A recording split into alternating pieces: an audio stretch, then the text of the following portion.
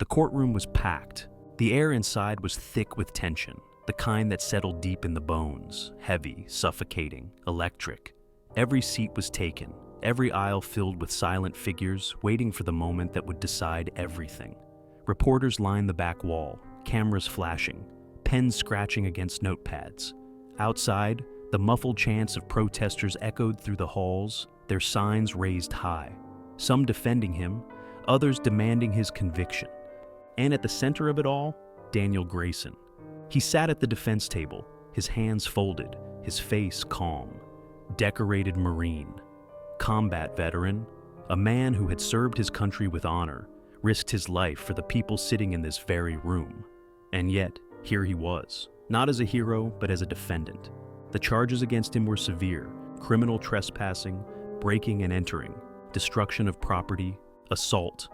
To the world outside, he was just another man who had taken justice into his own hands. A vigilante, a soldier who had come home broken and decided to wage war on the wrong people. But that wasn't the truth. The truth was something no one wanted to talk about. The judge, an older man with deep lines on his face and a sharp, calculating gaze, cleared his throat. The murmur of the crowd died down as he glanced at the jury. Ladies and gentlemen, we will now begin opening statements. The prosecution stood first, a tall, sharp-dressed man with a smooth voice and the confidence of someone who knew the system was on his side. He stepped in front of the jury, buttoning his jacket, his tone measured, deliberate. "Ladies and gentlemen, what we have here is a simple case," he said, his voice cutting through the silence. "The defendant, Mr. Grayson, broke into a place of business in the middle of the night. He destroyed private property. He attacked an innocent security guard who was simply doing his job. He turned, letting his gaze drift over the jurors. This is not heroism. This is lawlessness." A pause, letting the words sink in. Then he gestured toward Daniel. "This man spent years in the military, trained for combat. But war is over for him. And instead of moving on, he chose to bring the fight home. This case is not about his service. It's about what happens when a man refuses to accept that the rules apply to him, just like everyone else." He turned back toward the judge. "The prosecution will prove, beyond a shadow of a doubt, that Daniel Grayson is guilty of the crimes he's been charged with." He walked back to his seat, smug, controlled, confident. Daniel didn't move, because he knew what was coming next. His attorney, Sarah Whitmore, stood. She was younger than the prosecutor, but sharp, unshaken. The kind of woman who had built a career fighting cases that weren't supposed to be won. She walked to the jury with slow, deliberate steps, pausing just long enough to let the weight of her words settle before she spoke. "You've just heard the prosecution's version of events," she said. "And on paper, it sounds bad, doesn't it?" She folded her hands, glancing around the room. A soldier who couldn't let go of war. A reckless act of violence. A man who broke the law because he thought he was above it. She let out a slow breath, shaking her head. "But that's not the real story." The room stilled. Sarah turned, gesturing toward Daniel. "This man didn't break into that office for money. He wasn't trying to hurt anyone. He wasn't seeking revenge." She walked toward the jury, lowering her voice just slightly. "He was exposing the truth." A murmur rippled through the crowd. The judge banged the gavel. Silence in the court. Sarah nodded, unshaken. "And when you hear that truth, ladies and gentlemen, you will understand. This man isn't a criminal. He's the only reason the real criminals are being held accountable today." She turned, meeting Daniel's gaze for half a second. Then she walked back to her seat, the room still buzzing with unspoken tension. The trial had begun, and by the time it was over, the world would know exactly what had happened that night. The prosecution wasted no time. They moved with precision, control, confidence. They called their first witness, an executive from Helix Realty Group, the company Daniel had supposedly broken into. A man in a tailored navy suit, polished and composed, took the stand. Richard Calloway, Vice President of Operations. He adjusted his tie, his expression that perfect balance of concern and authority, the kind of face meant to look trustworthy in front of jurors. The prosecutor, James Hollis, strode up, clasping his hands behind his back. "Mr. Calloway, can you tell the court about the night of the incident?" Calloway nodded, his voice smooth, rehearsed. "I received a call just after 1 a.m. from our on-site security team. They reported an intruder, Someone had forcibly entered our headquarters, destroying company property in the process. When I arrived, I was told the intruder had also physically assaulted one of our security officers before being apprehended. Hollis turned to the jury. Every word was chosen carefully, every movement deliberate. And did you later learn the identity of this intruder? Yes. Calloway's eyes flicked toward Daniel, his lips pressing together in a carefully measured frown. It was him, Daniel Grayson. A low murmur rippled through the courtroom. The prosecution had made its first move. Hollis nodded. And Mr. Calloway, was there any reason, any legitimate reason, why Mr. Grayson should have been in your office at that hour? None. Calloway's voice was firm, absolute. Helix Realty has never had any dealings with him. He had no business being there. Hollis turned toward the judge. No further questions. Silence. Then Sarah Whitmore stood. She walked to the witness stand slowly, calm, precise. Unlike Hollis, she didn't perform for the jury. She let the silence work for her. Mr. Calloway, she said, her voice even, steady. You claim that my client had no reason to be inside Helix Realty's office that night. That's correct. No business ties, no personal relationships, nothing? Calloway nodded. Nothing at all. Sarah tilted her head, flipping open a folder on the defense table. That's interesting, because I have here, she held up a stack of documents, bank records from the past 2 years, showing multiple transactions between Helix Realty and the office of City Councilman Mark Ridley. Calloway's face didn't change, but the shift in the room was instant. Sarah walked closer, holding up another set of papers. And here, I have documents proving that over 40 homeowners, many of them veterans, elderly, and low-income families, lost their homes under questionable circumstances. Homes that were later acquired by Helix Realty, sold for profit, and redeveloped into high-end properties. She let the papers fall onto the witness stand. The sound echoed in the silence. Would you still say Helix Realty has no connection to Daniel Grayson? Calloway swallowed, just barely. Sarah didn't blink. Mr. Grayson wasn't some random intruder, was he? She continued. He had been investigating Helix Realty's connections to city officials for months. He had gathered evidence proving that your company was using forged documents, fraudulent foreclosure claims, and illegal evictions to steal homes from the people of this city. Hollis shot to his feet. Objection, Your Honor. This is speculation. Sarah turned sharply. It's evidence, Your Honor, and I'm about to prove it. The judge exhaled through his nose, giving her a long look before nodding. I'll allow it, but tread carefully, Ms. Whitmore. Sarah turned back to Calloway, her voice smooth but edged with steel. Tell me, Mr. Calloway, were you aware that Daniel Grayson had already submitted complaints to the city about your company? That he had provided files to the Attorney General's office just 2 weeks before the night in question? Calloway's jaw tensed. The jury was watching. Sarah took a slow step forward. Were you aware that the evidence Daniel Grayson had gathered could have put your company and you under federal investigation? The silence was deafening. Calloway's lips parted, but no words came. Sarah didn't need them. She turned, walking back toward the defense table, her voice cool, unwavering. No further questions. The damage was done. The next witness was called, a security guard from Helix Realty, a broad-shouldered man in his late 30s, Robert Ellis. He took the stand, his hands clasped together as he sat, his jaw tight. Hollis approached, his voice friendly.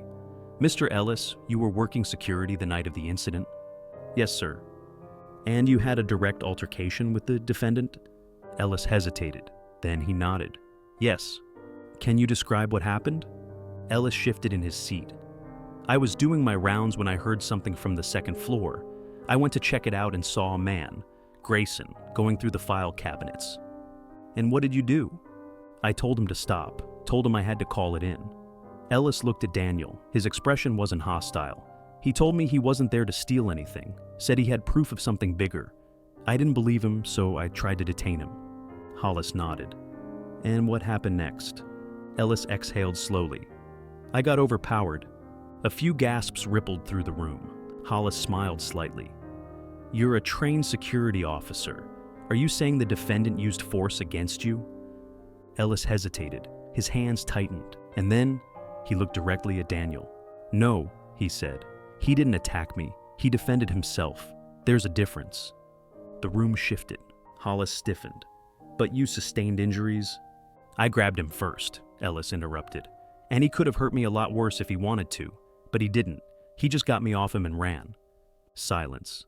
Sarah's lips curved just slightly. Hollis clenched his jaw. He took a step back, glancing toward the judge. "No further questions." Sarah stood immediately. She approached Ellis, her hands in her pockets, her voice casual. "Mr. Ellis, do you believe Daniel Grayson is a criminal?" Ellis exhaled, shaking his head. "No, ma'am." Sarah nodded. "Then why are we here?" Ellis looked down, then back at Daniel. "Because he found something they didn't want anyone to see." The jury was listening now, because this wasn't just about a break-in anymore. This was about corruption, about a man who had risked everything to expose it.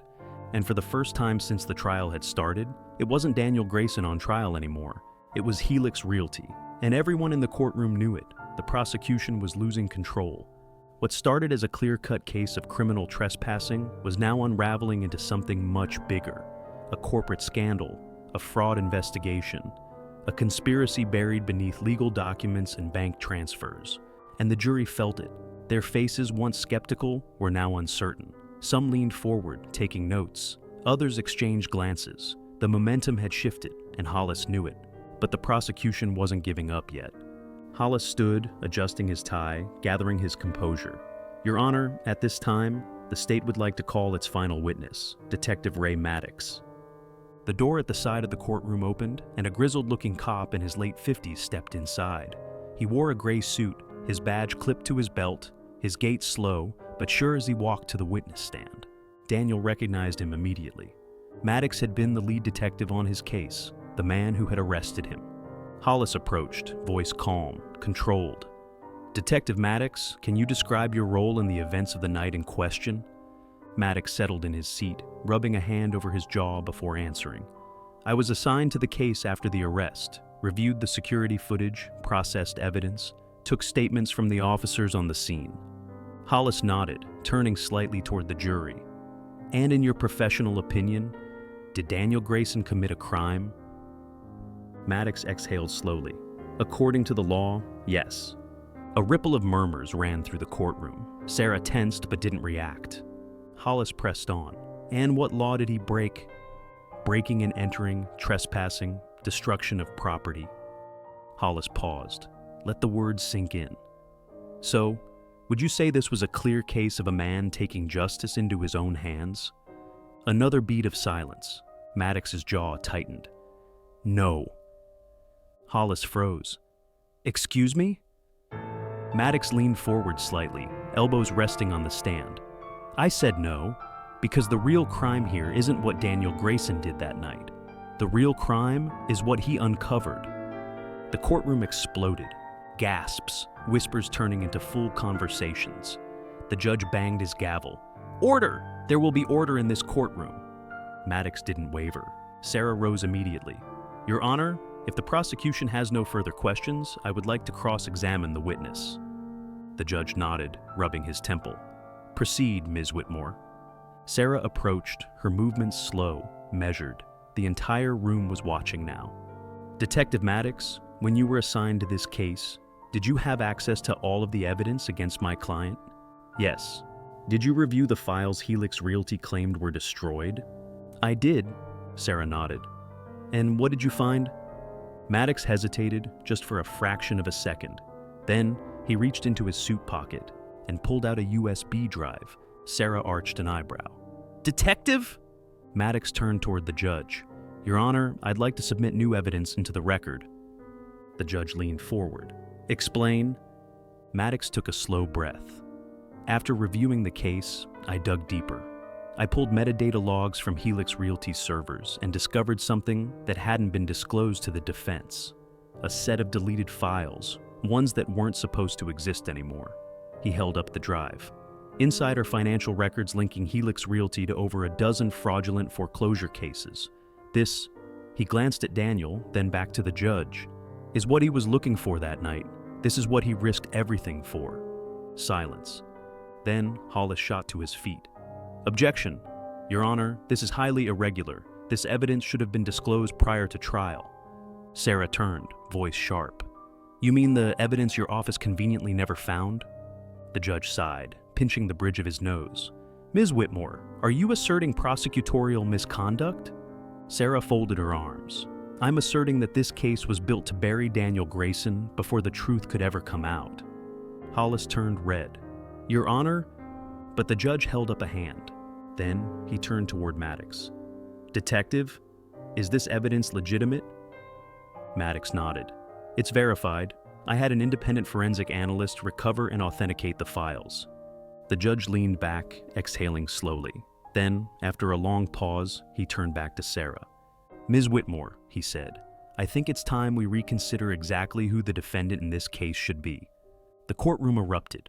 People rose to their feet. Reporters scrambled for their phones. Because suddenly, everything had changed. The case against Daniel Grayson wasn't just crumbling, it had just imploded. And now, it wasn't Daniel who was on trial anymore. It was Helix Realty. And everyone in the room knew it. The courtroom was in chaos. Reporters scrambled for their phones, whispering into microphones, their hands flying over keyboards as they typed out breaking news alerts. The gallery was buzzing, people standing, murmuring, exchanging glances that flickered with realization. It wasn't Daniel Grayson who had something to hide. It was Helix Realty. Judge Harrington banged the gavel, his voice sharp. I will have order in this courtroom. The murmurs died down, but the energy in the room remained electric. Hollis, visibly rattled, turned toward the bench. Your Honor, the defense cannot introduce last-minute evidence in the middle of trial. This is an ambush. Sarah Whitmore, calm and composed, clasped her hands behind her back. Your Honor, this isn't an ambush. This is the truth, something the prosecution conveniently ignored. Detective Maddox uncovered this information during his investigation, yet it was never included in discovery. That is not only unethical, it's illegal. The judge turned toward Hollis, his gaze sharp. Prosecution, why was this evidence not presented? Hollis flushed. Your Honor, He hesitated. We were unaware of its existence. Sarah's lips curled into the slightest smirk. You mean to say the prosecution never bothered to verify Helix Realty's records before deciding to charge my client? That this entire case, built on my client supposedly committing a crime, was pursued without anyone fact-checking the motives of the corporation he was investigating. More whispers rippled through the courtroom. The judge's expression darkened. He turned back to Detective Maddox. Detective, what exactly did you find? Maddox set the USB drive on the evidence table. Your Honor, these files contain direct proof that Helix Realty engaged in systematic fraud, dozens of illegally foreclosed properties, including those belonging to veterans, seniors, and low-income homeowners. This wasn't just predatory business practices, it was organized theft. A hush fell over the room. The jurors stiffened. A few exchanged glances, their minds visibly racing. This wasn't what they'd signed up for. They'd come into this case expecting to decide whether Daniel Grayson was guilty. Now, they were witnessing something entirely different. A corruption scandal unfolding in real time. The judge sighed heavily, rubbing his temple before addressing Hollis. Prosecution, in light of this new evidence, I have no choice but to ask, do you wish to proceed with this case? Hollis's jaw clenched. He was trapped. If he pushed forward, he risked being seen as complicit in Helix Realty's fraud. If he backed down, it would mean admitting this case never should have gone to trial. Sarah pressed the advantage, her voice measured, deliberate. Your Honor, given that the foundation of the prosecution's argument has completely collapsed, I move for an immediate dismissal of all charges against my client. Hollis looked down, gripping the edge of the table. Judge Harrington's gaze hardened. Mr. Hollis, I'll ask you one more time. Does the state wish to proceed? Silence. Then, finally, Hollis let out a slow breath. The state withdraws its case. The gavel slammed down. Case dismissed. The courtroom exploded. People leapt from their seats, reporters rushing toward the door, the murmurs growing into full conversations. The noise was deafening, not because a man had been found innocent, but because an entire system had just been exposed. Daniel exhaled, his shoulders lowering for the first time since he'd stepped into this courtroom. Sarah turned toward him, a triumphant gleam in her eye. "You're a free man," she said. But Daniel wasn't smiling, because this wasn't over. Not yet. By the time Daniel stepped outside the courthouse, the world had changed. The steps were crowded with reporters, camera crews, and news anchors, all trying to make sense of what had just happened. The moment Daniel walked out, microphones were shoved toward his face. "Mr. Grayson, how does it feel to be a free man? Do you have any comment on the evidence uncovered during your trial? Do you plan on taking legal action against Helix Realty?" Daniel ignored them. His focus was on something else. Across the street, a group of homeowners stood together. People who had lost everything because of Helix Realty. People who had been forced out of their homes, who had watched their lives crumble because no one in power cared enough to stop it. And now, they were looking at him, not just with relief, with hope. Sarah appeared at his side, lowering her voice. "You don't have to fight anymore. You won." Daniel exhaled, staring at the people who had lost more than he ever had. "Not yet," he muttered. Then, without another word, he stepped off the courthouse steps and walked toward them. Because if Helix Realty thought this was over, they were dead wrong. Daniel Grayson hadn't just cleared his name. He had started a war. The news spread like wildfire. By the time Daniel left the courthouse, the scandal had already broken wide open. The headlines were everywhere. Veteran cleared of all charges. Exposes massive real estate fraud. The media had turned overnight, shifting from painting him as a reckless vigilante to a whistleblower, a hero, a man who had stood against corruption and won. But Daniel didn't care about the headlines. He cared about the people. He stood in the parking lot, away from the reporters, away from the flashing cameras. Across the street, families huddled together, people who had lost their homes because of Helix Realty's greed. Some of them were crying, others just stood there, shell-shocked, as if they had finally woken up from a nightmare but weren't sure if it was really over. Sarah Whitmore stood beside him, arms crossed, watching him carefully. "You did it," she said, but there was something in her voice, an unspoken question. Daniel exhaled. His jaw tightened as he looked out at the people who had been fighting for so long, the ones who had been ignored, cast aside, treated like they didn't matter. He had seen that look before, in the eyes of men he had served with, men who had lost everything and didn't know how to put the pieces back together. "It's not done," he muttered. Sarah sighed. "You were just exonerated. You could walk away right now and start fresh. You don't owe anyone anything." Daniel turned to her. His voice was quiet, but there was an edge to it, a finality. "If I walk away, Langley wins, Helix wins, and all of this, everything we fought for, was for nothing." Sarah studied him for a long moment before shaking her head. "You really don't know how to quit, do you?" A small smirk tugged at the corner of his lips. "Never did." She let out a breath, rolling her shoulders. "Then, I guess we better figure out our next move." Across the street, a woman stepped forward from the group of displaced homeowners. She was in her 60s, frail but steady, her weathered hands gripping the purse strap over her shoulder like it was the only thing keeping her grounded. Her name was Ellen Carter, and Daniel recognized her from one of the foreclosure files he had found. She hesitated before speaking, her voice shaky. "Mr. Grayson, I don't know what to say." Daniel shook his head. "You don't have to say anything." Tears welled up in her eyes. "They took my house. My husband built it with his own hands 40 years ago. We raised our kids there, and they just took it. And no one listened, no one cared." A lump rose in Daniel's throat. He had read the court documents, had seen the way Helix Realty had manipulated property taxes, fabricated violations, forced people like Ellen out of their homes under the guise of legal proceedings. And now, she was standing here, just like so many others, with nowhere left to go. He looked at the crowd behind her, the faces blurred together, but they all carried the same expression, a quiet, exhausted kind of hope, a desperate belief that maybe, just maybe, this wasn't the end for them. Daniel turned back to Sarah. "How hard would it be to file a class action lawsuit?" Her eyebrows lifted. "You want to sue Helix Realty?" "Not just them," Daniel said, voice firm.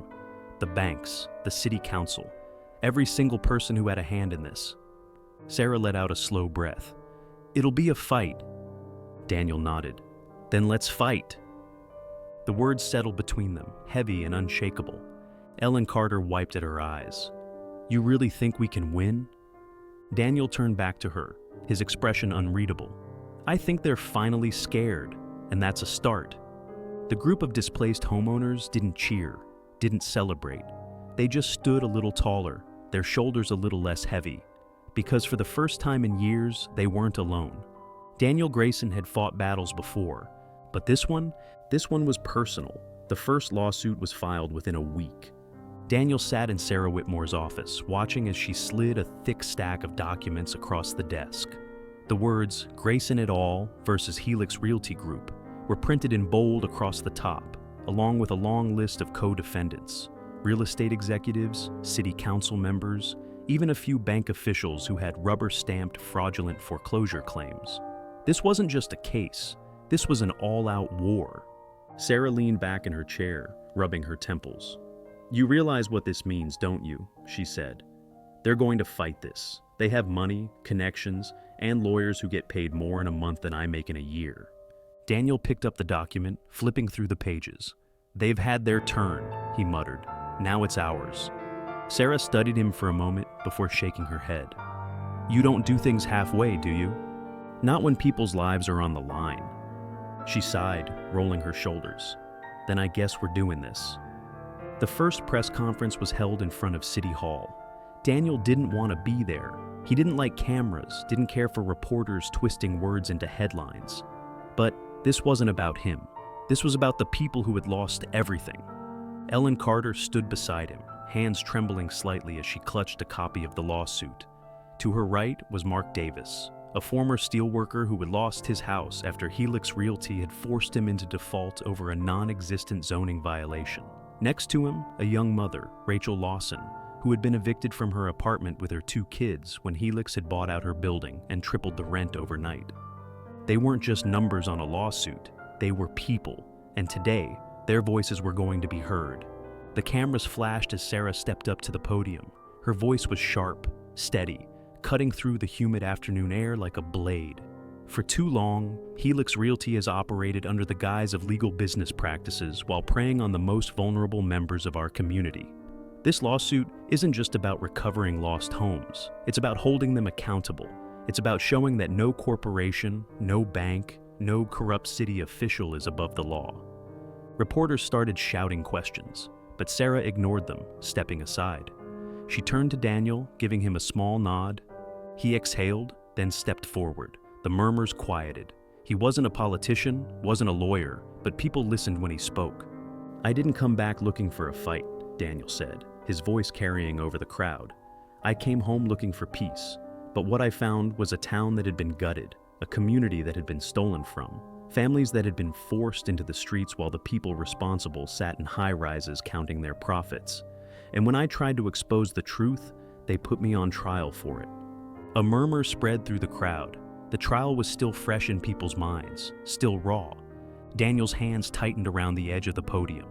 "They thought I'd give up, that I'd take my freedom and walk away. But that's not who I am, and that's not who these people are. We're not asking for justice, we're demanding it." Applause broke out from the crowd. It wasn't a cheer, it wasn't celebration, it was determination. Langley wasn't there, but Daniel knew he was watching, and this time, he was the one who should be afraid. The fight was just getting started. The backlash came fast. Within 24 hours of the lawsuit going public, Daniel's name was everywhere.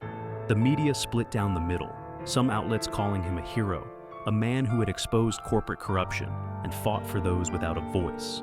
Others painted him as a disgruntled veteran looking for revenge, a man who had broken the law and was now trying to shift the blame onto the system. But Daniel didn't care about the headlines. The real fight wasn't in the newspapers. It was in the courtrooms, in the town meetings, in the quiet, desperate conversations between people who had lost everything and were terrified to believe that they could actually get it back. And Helix Realty? They weren't staying quiet. The first sign of retaliation came in the form of cease and desist letters, thick official envelopes delivered to Sarah's office, warning that any further legal action would result in counterclaims, defamation suits, financial ruin.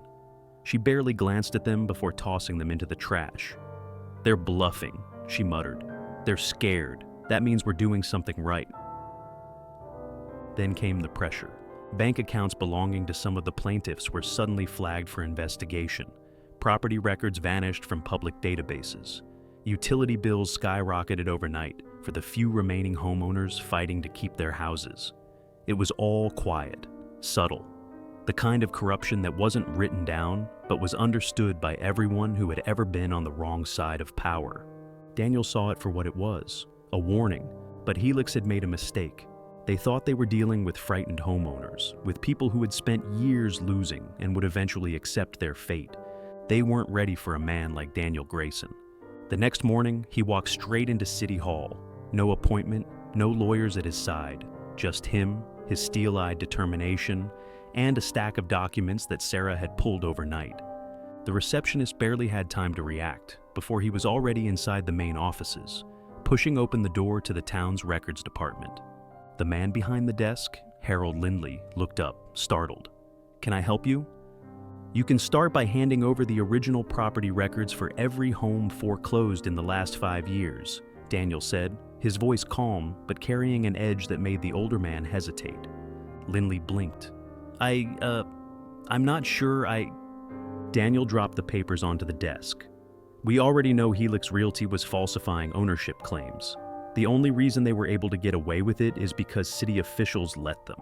Now, I can either stand here while you pull up the records voluntarily, or I can get a court order and have a team of federal investigators come down here and do it for you. Your call." A long silence stretched between them. Lindley swallowed hard. Then, without a word, he turned to his computer and started typing. An hour later, Daniel walked out of City Hall with exactly what he needed. The town's corruption was deeper than he thought. The records showed a pattern of fraud going back nearly a decade. Dozens of homes transferred under emergency sales that had never actually been approved by the original owners. Paper trails that led not just to Helix Realty, but to key members of the city council, the mayor's office, and local banks. This wasn't just about corporate greed, it was organized theft. And for the first time, Daniel wasn't just chipping away at the problem. He was ripping it apart from the inside. By that evening, Sarah was on the phone with the state attorney general's office. 2 major news networks had picked up the story. More homeowners were coming forward, demanding to have their cases reopened. And Langley, he finally made his move. The phone rang at exactly 9:42 p.m. Daniel was at Benny's garage, rolling up his sleeves, oil staining his knuckles as he worked under the hood of an old Chevy. He wiped his hands on a rag before glancing at the number on the screen. Blocked. He answered anyway. A familiar voice came through the receiver, low, smooth, carefully controlled. "You've made your point, Grayson." Daniel's jaw tightened. "Not yet, I haven't." A soft chuckle on the other end. "You don't know what you're stepping into." Daniel leaned against the workbench, gripping the phone a little tighter. "I know exactly what I'm stepping into. You think I don't recognize a war when I see one? You've spent years pushing people around, thinking no one would ever push back. But here's the thing, Langley. You backed the wrong man into a corner." Silence. Then Langley sighed. "You want to play martyr? Fine. But be careful who you trust. The closer you get, the worse it's going to be for you." The line went dead. Daniel lowered the phone, exhaling slowly. A warning, a threat. But it didn't matter, because Langley had just made his last mistake. He had called, which meant he was nervous, and that meant Daniel was winning. Langley's voice lingered in Daniel's mind long after the call ended. Be careful who you trust. It wasn't the warning itself that stuck with him. It was the way he said it, like he already knew something Daniel didn't. Like the fight was bigger than just Helix Realty, bigger than a few corrupt officials lining their pockets. Daniel had been in enough wars to know when the enemy was shifting its strategy, and sure enough, by morning, the counterattack had begun. The first thing he noticed was the news report, a segment on a national network, hosted by a polished anchor with a voice smooth as silk, painting Daniel not as a whistleblower, but as a violent agitator. While many see Daniel Grayson as a veteran seeking justice, others question his methods, breaking into private property, taking the law into his own hands. Does this man deserve to be celebrated? Or is he simply another example of someone who believes his past military service puts him above the law? The words were careful, calculated. They didn't outright accuse him of anything. They planted doubt, and doubt was dangerous. By noon, the online attacks started. Social media accounts tied to bot farms suddenly flooded posts about the lawsuit, spinning false stories. Daniel was mentally unstable. He had a history of violence. He wasn't a hero. He was a dangerous man with a vendetta. The final strike came that afternoon, when Sarah burst into Benny's garage, her phone clenched in her fist, her face flushed with frustration. "They're going after you directly," she said, tossing the phone onto the workbench. The screen displayed an official-looking document sealed by the city attorney's office. A criminal complaint. Daniel picked up the phone and scanned the text. A lawsuit had been filed against him personally. Defamation. Unlawful entry. Damages. Langley had made good on his threat. They were trying to bleed him dry. Sarah rubbed her temples. This is a scare tactic. They know they can't win in court, but they don't need to. They just have to keep you tied up in legal battles until you can't fight back anymore. Daniel's jaw clenched. He'd seen tactics like this before. Not in courtrooms, but in war zones. When an enemy knew they couldn't win with brute force, they started using attrition. Wear the opposition down, make them exhausted, break them without ever firing a bullet. But Langley had underestimated him. Daniel didn't break. He let out a slow breath, setting Sarah's phone back on the workbench. "So, what's our next move?" Sarah gave a bitter laugh. "I should be asking you that." The garage door creaked open, and Frank Hodges walked in, carrying 2 paper coffee cups. "Figured you two could use a break," he muttered, setting one down in front of Daniel. Daniel nodded his thanks and took a sip. "How bad's the town taking all this?" Frank sighed, rubbing his beard. "It's mixed. Some folks see what's happening and are with you all the way. Others, well, you know how it is. They don't want to believe the whole system's rotten. It's easier to think you're the problem than to admit they've been screwed for years." Daniel stared into his coffee. He had expected this. Not everyone wanted to be saved. Some people would rather live in a broken world than to risk tearing it down to build something new. But that didn't mean he'd stop. Sarah sat down on the edge of the workbench, running a hand through her hair. "We need to push back, hard. We need to put the pressure on them before they bury you under legal fees and PR spin." Daniel set his coffee down. "Then we take the fight to them." Frank raised an eyebrow. "You got something in mind?" Daniel stood, rolling his shoulders. "We go public. The lawsuit isn't just about me.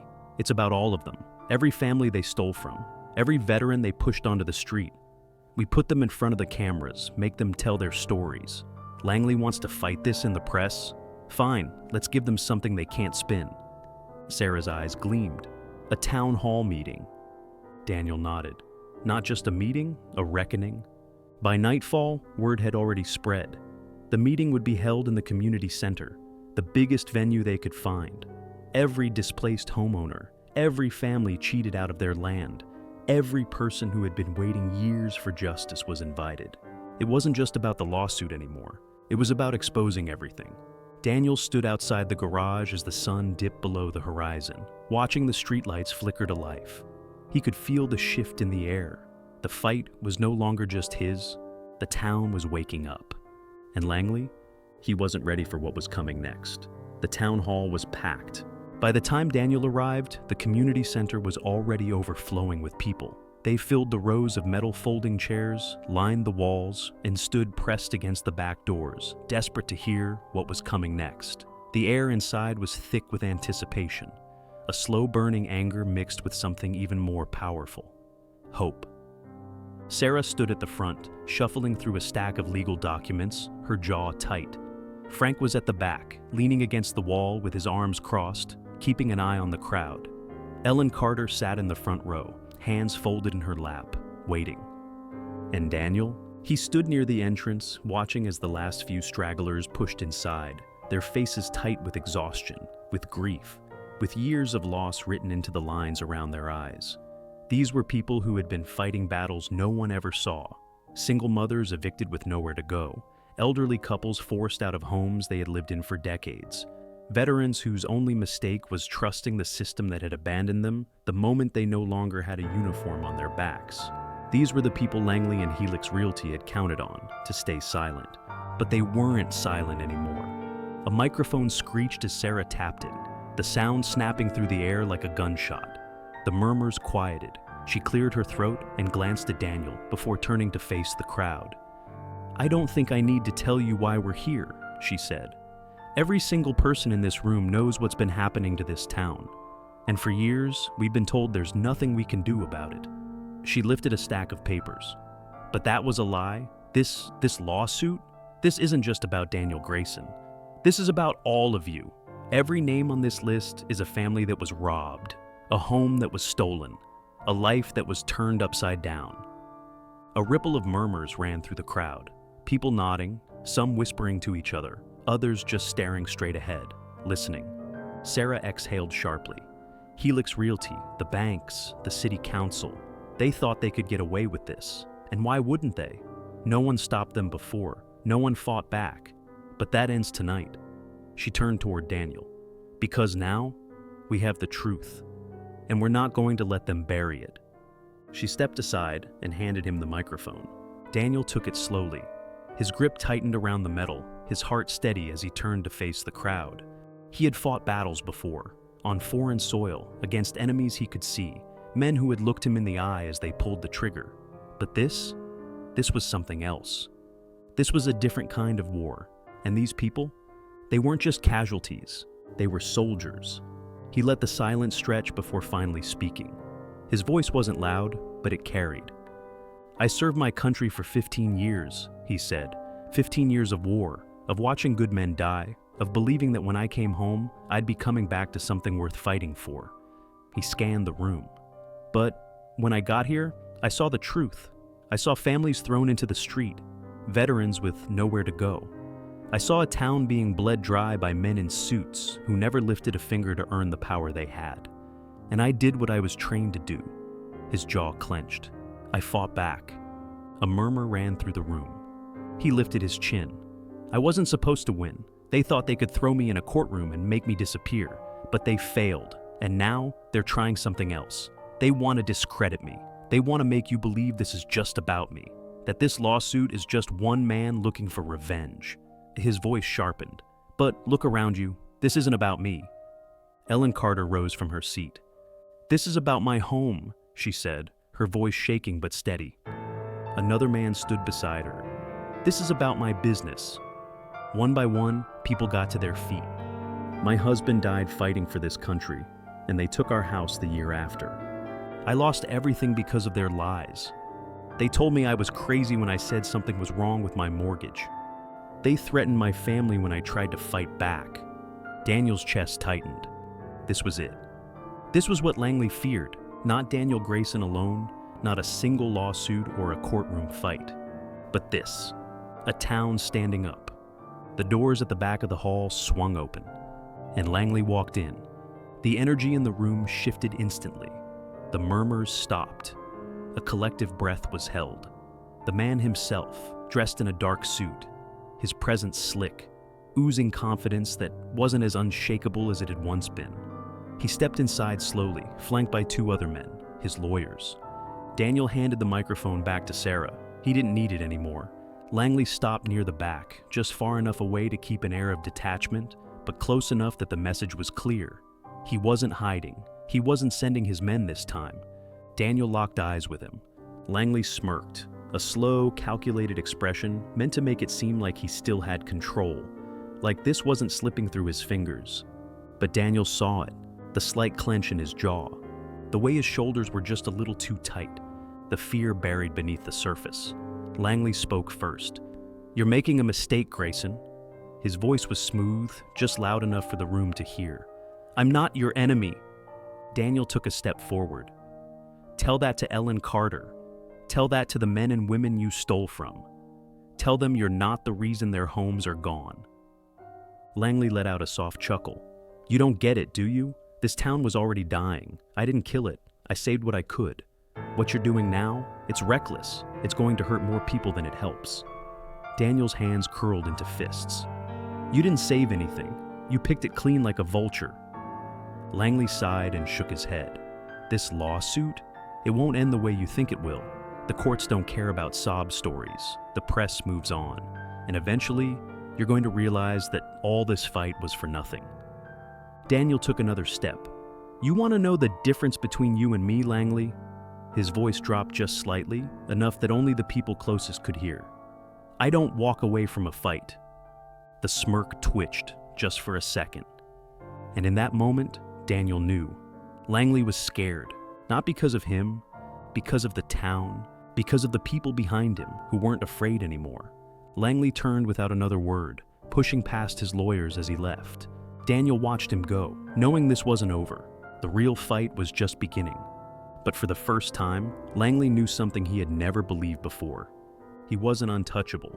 And Daniel Grayson, he wasn't backing down. The tension in the town didn't break after Langley walked out of the hall.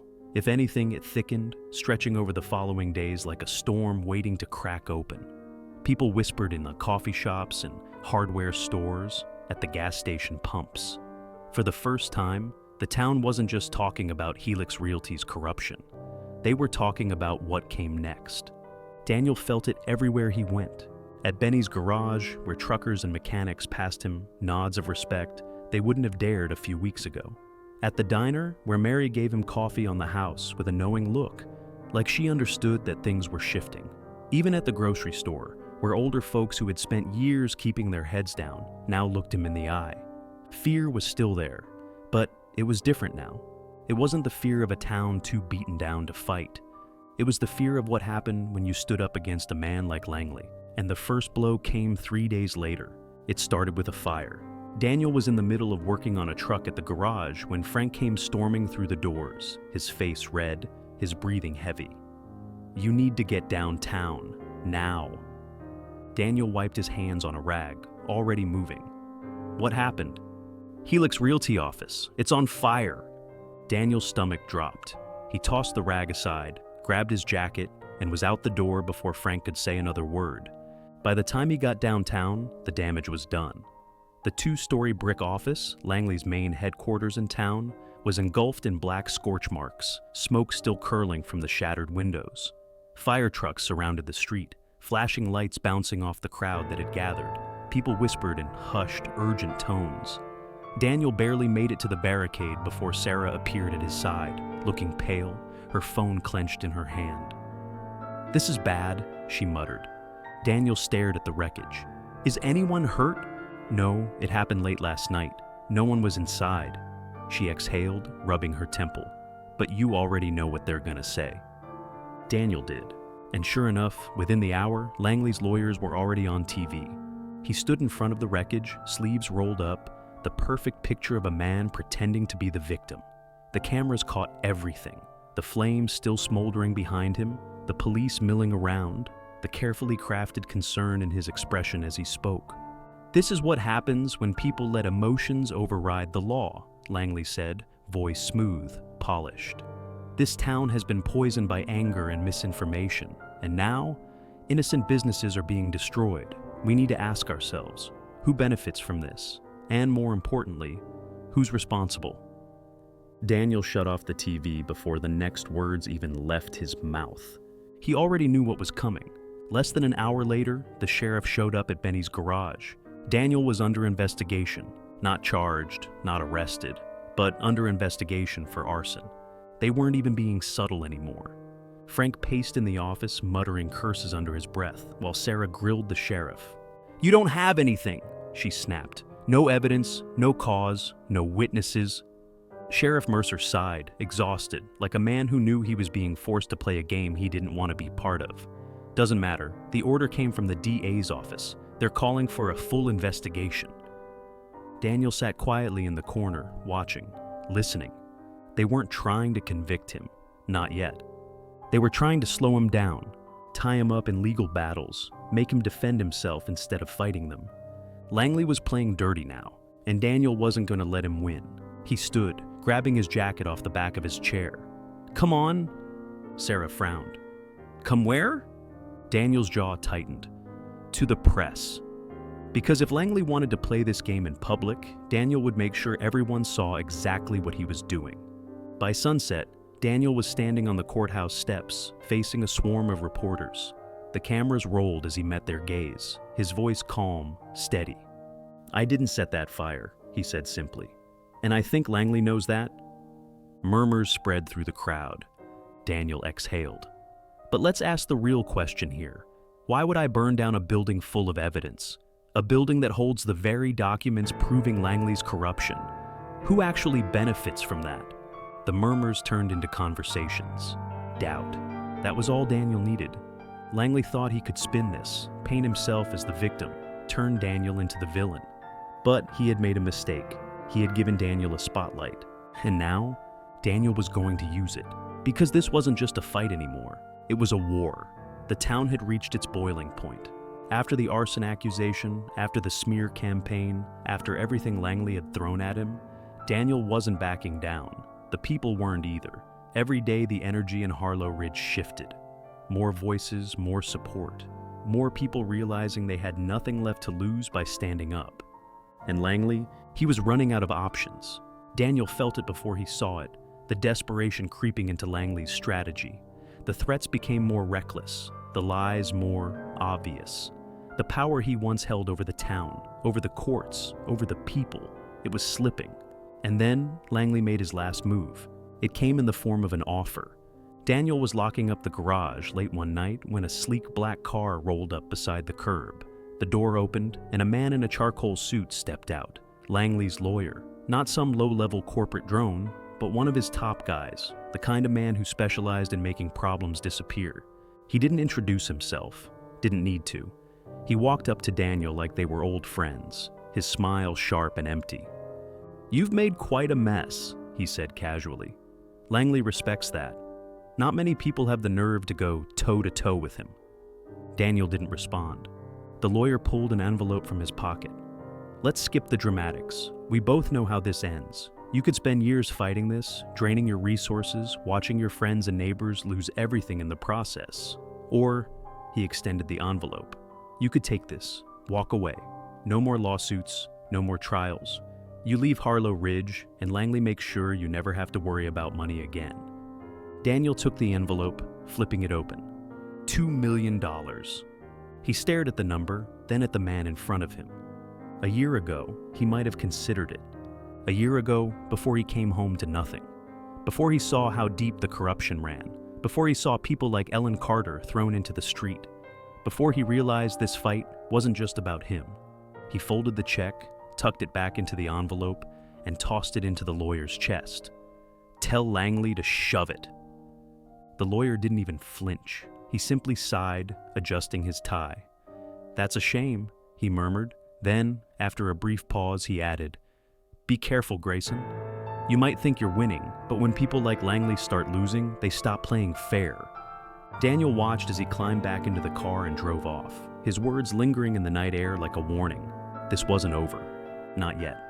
The next morning, Daniel walked into Sarah's office and threw the offer onto her desk. She picked up the envelope, pulled out the check, and let out a low whistle. "Well, that's one hell of a bribe." Daniel crossed his arms. "Langley's scared." Sarah's smirk faded. "Yeah, and that makes him dangerous." A knock at the door interrupted them. Frank stepped in, looking uneasy. "You two might want to see this." He turned the TV around. Daniel's stomach dropped. The local news was running a breaking story. A new accusation against Daniel Grayson, tampering with evidence.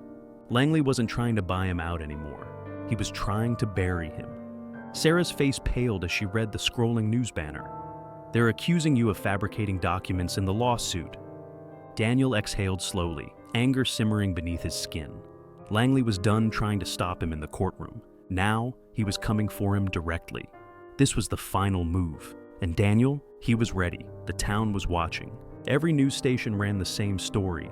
Daniel Grayson, the man leading the lawsuit against Helix Realty, was now under investigation for falsifying evidence. The headline was everywhere. A desperate attempt to discredit him, to make people doubt everything. It wasn't about proving he was guilty. It was about making him look guilty. Daniel stood in the middle of Sarah's office, arms crossed, watching the footage play out. The news anchor spoke in that careful, calculated tone, the kind used to plant suspicion without saying anything outright. While Grayson has positioned himself as a champion for displaced homeowners, recent evidence suggests that some of the documents presented in his case may have been altered. Officials are launching a full investigation into the matter, and if proven, this could mean serious legal repercussions for Grayson and his legal team. Sarah muted the TV and ran a hand through her hair. This is bad. Frank leaned against the wall, shaking his head. They're throwing everything at you now. They know the lawsuit is too strong to kill in court, so they're trying to make you the weak link. Daniel clenched his jaw. How long before we can prove it's bullshit? Sarah sighed. We can get forensic analysts to verify that the documents weren't altered, but that takes time. Weeks, maybe months. And that's what they're counting on. That the damage is already done.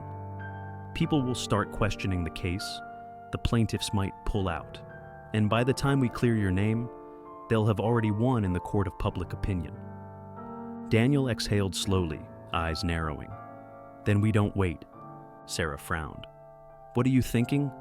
We take this straight to the people. Frank let out a low chuckle. You really don't back down, do you?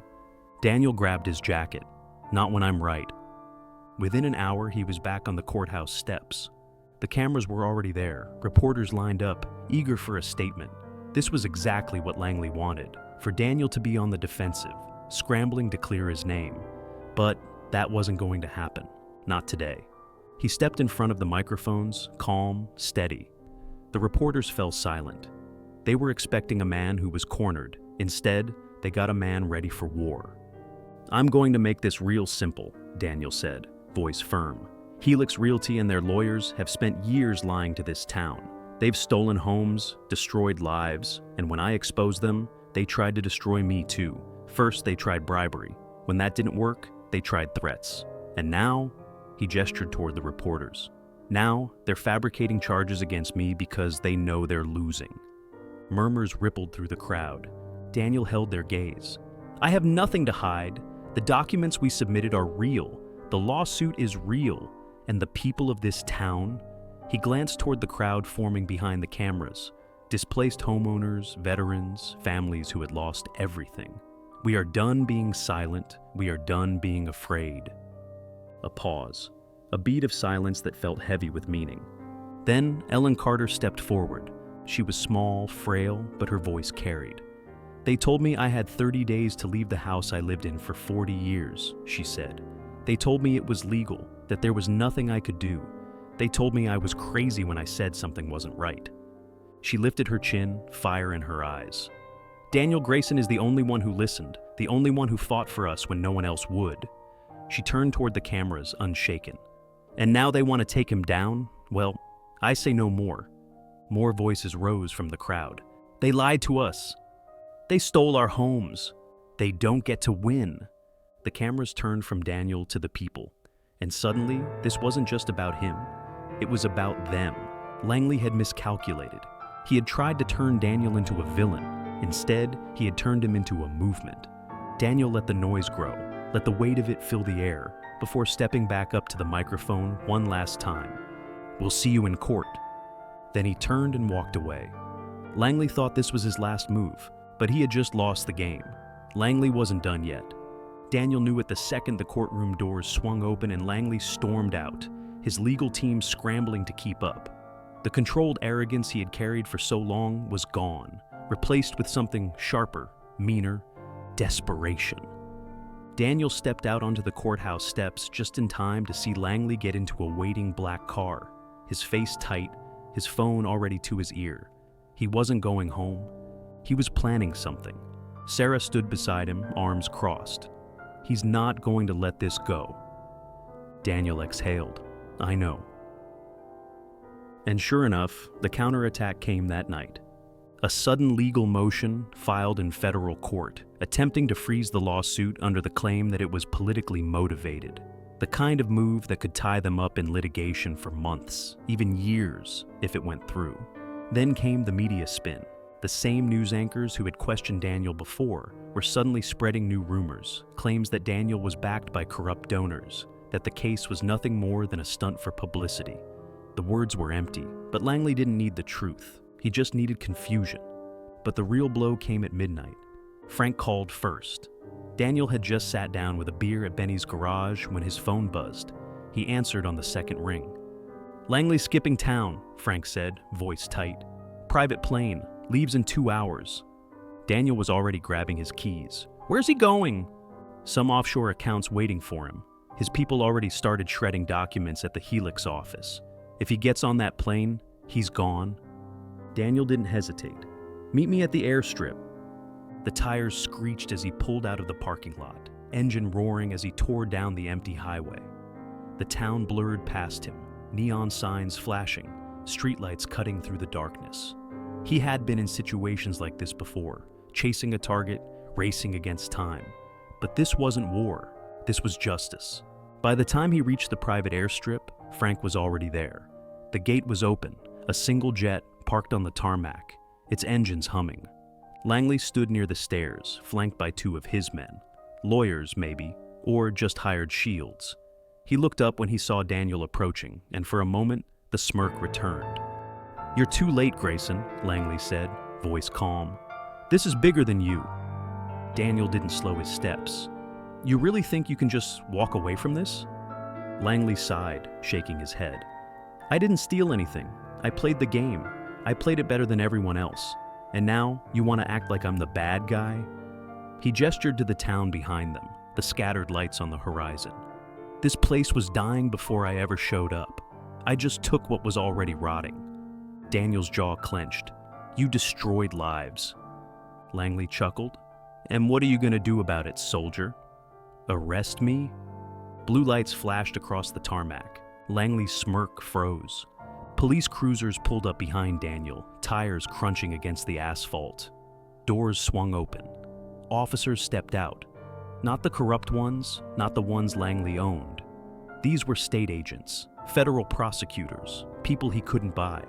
Sarah emerged from one of the vehicles, holding a folder in her hands. "Victor Langley," she called out, voice sharp. "You are under arrest for wire fraud, conspiracy to commit fraud, and multiple counts of illegal foreclosure. You can come quietly, or we can make this difficult. Your choice."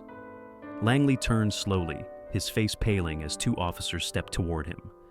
"This is a mistake," he muttered. The officers didn't hesitate. One grabbed his arm, the other pulled his hands behind his back, the metallic click of handcuffs echoing through the night. "You don't get it," Langley snapped, struggling. "I have lawyers. I have judges in my pocket. This won't—" Sarah cut him off. "Your offshore accounts? Frozen? Your legal team? Half of them flipped." She handed the file to one of the agents. "We have bank statements, emails, witness testimonies. It's over." Langley stopped struggling. For the first time, true realization hit him. He had lost. The officers led him away, shoving him into the back of a police cruiser. The reporters who had followed Daniel here were already filming. Daniel watched, his fists unclenching, his chest rising and falling with slow, measured breaths. Frank let out a low whistle. "Damn, that felt good." Sarah exhaled. "Yeah, it did." The jet engines powered down. The night felt different now, lighter, like the town was finally breathing again. Daniel turned back toward the horizon. Langley was gone. The fight was over. And now, the sun was rising over Harlow Ridge. For the first time in years, the town felt alive. The air wasn't thick with unease anymore. The weight that had settled over the people, over the businesses, over every street and sidewalk, was gone. Langley was finished. The morning news played in every diner, every home, every store. Victor Langley, disgraced real estate mogul, charged with federal crimes. His empire was collapsing in real time, his bank accounts frozen, his properties seized, his lawyers abandoning him like rats off a sinking ship. Helix Realty had gone from untouchable to dismantled in a matter of days. Daniel sat at the diner counter, a steaming cup of coffee in his hands, watching as people talked, really talked. Not in hushed whispers, not in worried tones, but with something else: relief. Sarah slid into the seat across from him, setting down a file. Final paperwork for the settlement, she said, tapping the folder. The city's officially reclaiming the stolen properties. Some people will get their homes back. Others will finally get the money they were owed. Daniel nodded, running his fingers over the rim of his cup. And the town? Sarah sighed, leaning back. It's going to take time, but with Langley gone, the businesses that got pushed out are coming back, and there are investors interested in the steel mill again. People are staying. She studied him for a second. You did it, Grayson. Daniel let out a slow breath. Did he? The fight was over, but the scars remained. The people who lost years of their lives, the homes that would never be rebuilt. Justice didn't undo all of that. It never did, but maybe, just maybe, it was enough to give them something to believe in again. The door swung open and Ellen Carter stepped inside, moving slower than before, but lighter. She smiled when she saw Daniel, and when she spoke, her voice was softer than it had been in weeks. They're giving me my house back, she said. Daniel set down his cup. That's good to hear. She shook her head. I don't need it anymore. He frowned, confused, but she just smiled. I made peace with it a long time ago, but I'm glad I got to see justice done. And I wanted to thank you for giving me back more than just a house. Daniel nodded.